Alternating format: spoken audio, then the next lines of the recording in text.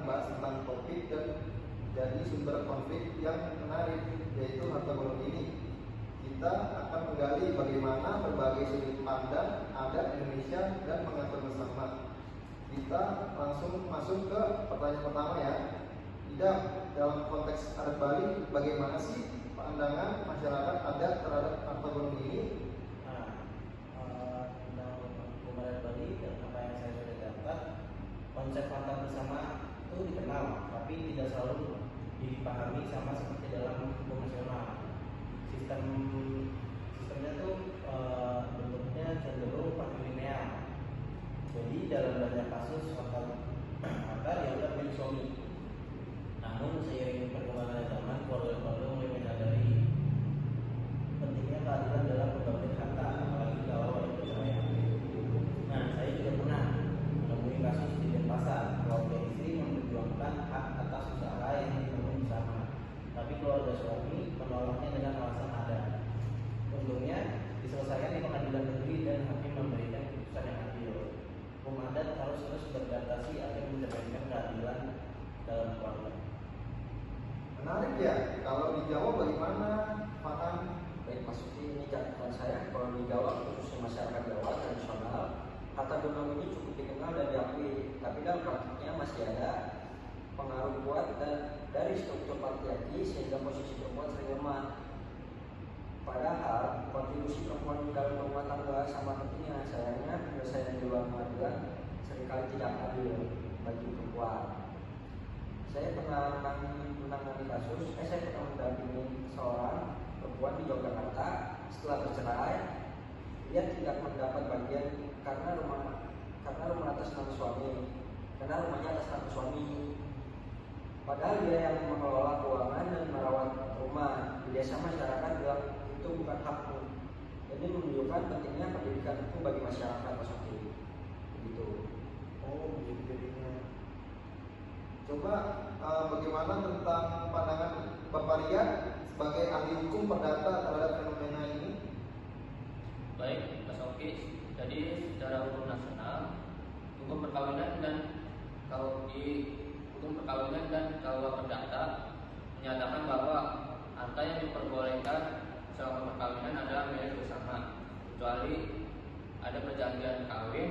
Namun ketika hukum adat berlaku, kita harus hati-hati. Hakim seharusnya mempertimbangkan konteks budaya, tapi juga tidak boleh mengorbankan prinsip keadilan terutama terhadap perempuan. Itu Mas Oki. Wah, berarti ini jadi tantangan besar ya. Jadi kesimpulan topik yang kita bahas barusan, harta gono ini dalam hukum adat dipahami secara berbeda-beda tergantung pada sistem kekerabatan masing-masing daerah. Di Bali sistem yang patrilineal cenderung menempatkan kepemilikan harta pada pihak laki-laki sehingga perempuan kerap dirugikan dalam pembagian harta pasca perceraian. Di Jawa meskipun pengakuan terhadap harta bersama tidak ada pengaruh patriarki masih kuat dalam praktiknya. Meski demikian ada kecenderungan berkembangnya kesadaran akan keadilan gender dalam penyelesaian sengketa harta bersama, baik melalui pengadilan maupun pendekatan adat yang progresif. Para ahli sepakat bahwa hukum adat harus bersinergi dengan hukum nasional untuk menegakkan keadilan substantif terutama bagi perempuan.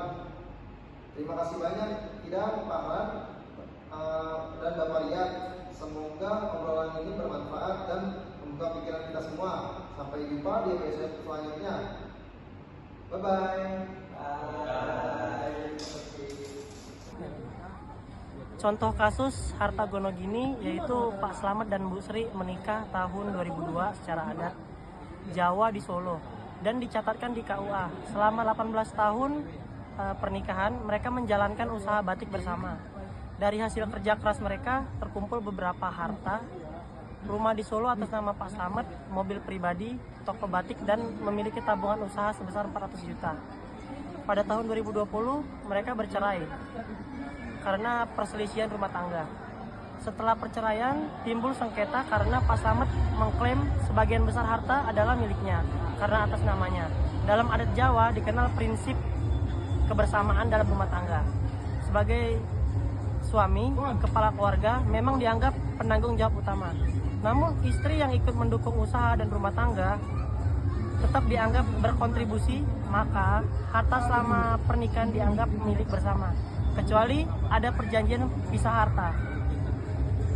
Melalui mediasi keluarga dan tokoh adat disepakati bahwa rumah dan toko batik dibagi dua, dengan kompensasi uang jika tidak bisa dibagi fisik.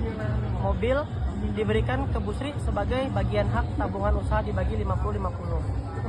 Pasal 35 ayat 1 Undang-Undang Perkawinan nomor 1 tahun 1974, harta benda yang diperoleh selama perkawinan menjadi harta bersama. Semua harta, rumah, mobil, toko batik, dan tabungan diperoleh selama perkawinan sehingga secara hukum dianggap sebagai harta bersama. Meskipun atas nama salah satu pihak, nama di sertifikat tidak menentukan hak kepemilikan dalam hukum perkawinan Indonesia. Pasal 35 ayat 2, harta bawaan dari masing-masing suami istri dan harta benda yang diperoleh masing-masing sebagai hadiah atau warisan adalah di bawah penguasaan masing-masing sepanjang para pihak tidak menentukan lain. Tidak ada keterangan bahwa harta tersebut diperoleh sebagai warisan atau hadiah, maka seluruhnya tetap dianggap harta bersama. Jika Pak Slamet ingin mengklaim milik pribadi, harus dibuktikan secara hukum bahwa harta itu bukan hasil dari pernikahan. Pasal 29 Undang-Undang Perkawinan memperbolehkan adanya perjanjian pisah harta. Tetapi dalam kasus ini tidak disebutkan adanya perjanjian tersebut, sehingga harta dianggap harta bersama secara default. Penyelesaian secara adat, dalam adat Jawa, meski suami dianggap kepala keluarga, kontribusi istri tetap dihargai. Ini selaras dengan asas keadilan dan musyawarah dalam hukum keluarga Indonesia. Penyelesaian yang dilakukan, rumah dan toko dibagi dua dengan kompensasi uang jika tidak bisa dibagi fisik. Mobil diberikan ke Bu Sri, tabungan dibagi rata. Penyelesaian ini sesuai dengan prinsip keadilan dan semangat Undang-Undang Perkawinan. Meskipun dilakukan secara adat dan kekeluargaan, hasilnya tetap mencerminkan hukum positif Indonesia.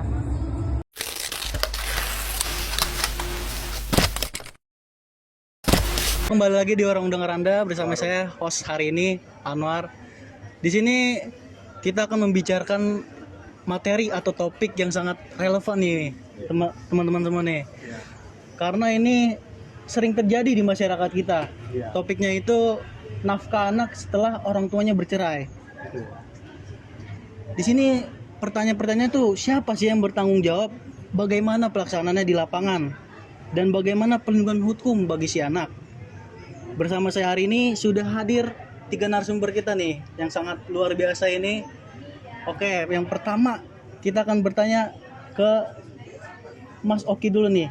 Mas Oki, kalau dalam sistem hukum adat, hukum adat Bali itu gimana Mas Oki? Terima kasih sebelumnya buat Mas Anwar. Dalam adat Bali itu anak biasanya tetap dianggap bagian dari keluarga ayah. Sehingga secara adat ayah tetap bertanggung jawab terhadap nafkah anak, tapi dalam praktik seringkali terjadi tarik-menarik apabila jadi anak ikut ibunya, maka dari itu perlu ada kejelasan peran dari awal agar tidak ada anak yang terabaikan. Begitu Mas Anwar. Oke, itu tadi dari masyarakat atau adat Bali. Sekarang kita ke Bang Riyad nih. Kalau dalam masyarakat Jawa itu gimana Bang Riyad? Baik, terima kasih. Di masyarakat Jawa, tanggung jawab nafkah anak juga biasanya tetap berada di pihak ayah. Apalagi kalau anak masih kecil. Tapi sayangnya banyak kasus di mana ayah lepas tanggung jawab begitu bercerai. Karena itu penting ada mekanisme hukum dan nasional yang bisa memastikan hak anak tetap terpenuhi maksudnya. Oh, jadi seperti itu dalam sistem masyarakat hukum Jawa. Sekarang ke masyarakat yang lumayan jarang dibahas nih. Kita ke Mas Yogi. Kalau di sistem atau adat masyarakat Papua itu gimana? Di beberapa suku di Papua sih ketika orang tua bercerai, anak biasanya ikut ibu. Oh. Tapi kebutuhan ekonomi tetap harus ditanggung ayah dan marganya. Namun kalau relasi antara dua keluarga retak, anak bisa jadi tidak mendapat nafkah yang layak. Nah, ini yang perlu dibenahi nih lewat pendekatan adat yang lebih humanis. Berarti ini dari ketiga jawaban ini sebenarnya banyak berkaitan dengan hukum nasional. Betul. Betul. Nah, kalau dari sisi hukum nasional, apa sih ketentuan tentang hak nafkah anak itu setelah perceraian kedua orang tuanya? Kita ke Mas Riyad dulu. Baik, dalam hukum nasional, ayah tetap wajib memberikan nafkah meski sudah bercerai. Ini ditegaskan dalam Undang-Undang Perkawinan dan juga di dalam KUH Perdata. Tapi dalam praktik sulit ditegakkan karena tidak ada mekanisme pemaksaan yang kuat. Maka saya sering sarankan agar putusan pengadilan mencantumkan jumlah nafkah secara jelas dan terukur. Oke. Tadi seperti itu kalau menurut sistem sisi hukum nasional tuh. Nah, ada nggak sih contoh kasus yang menarik dan sangat mencolok lah di kasus ini tuh tentang topik ini? Ya. Pernah ada seorang ibu di Semarang membawa kasus ke pengadilan karena mantan suami tidak pernah memberi nafkah. Sayangnya proses eksekusi putusan sangat lama dan berliku-liku. Anak yang jadi korban ujungnya. Nah, kalau dari Mas Hoki nih, ada nggak sih? Ada, kalau misalnya dari adat Bali itu menemui mediasi adat di Bali yang berhasil membuat ayah tetap memberi nafkah lewat mekanisme banjar. Ini contoh baik bagaimana adat bisa mendukung hukum nasional. Kembali lagi ke Mas Anwar. Oh, sekarang satu lagi nih terakhir dari Mas Riyad kayak gimana?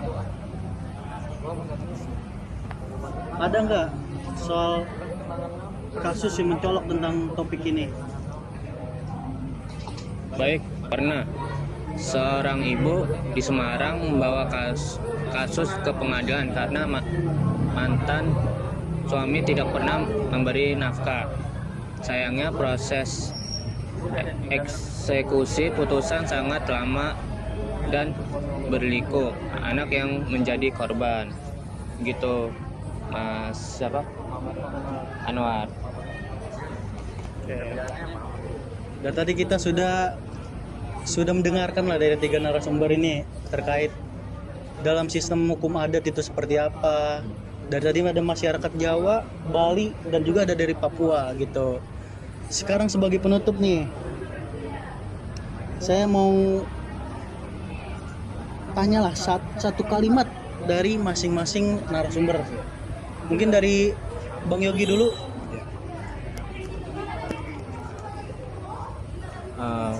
Tanggung jawab terhadap anak adalah kewajiban sepanjang hidup. Jadi bukan hanya urusan hukum sih, menurut saya begitu sih. Wah, dari Mas Oki seperti apa? Anak tidak boleh jadi korban sistem dari konflik orang dewasa.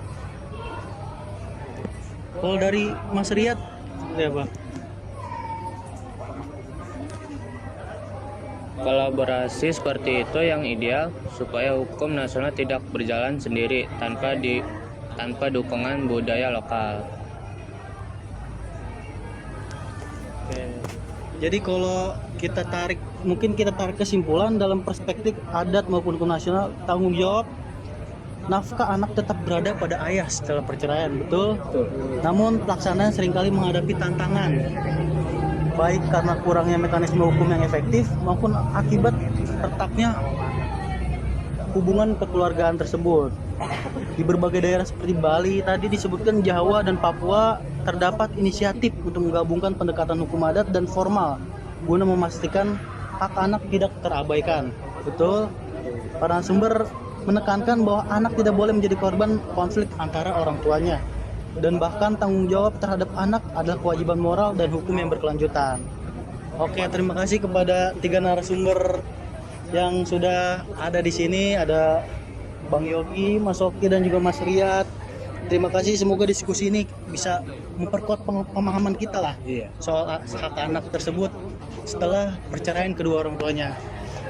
Sekian sobat ngopi hukum bersama saya, host kalian Anwar. Terima kasih.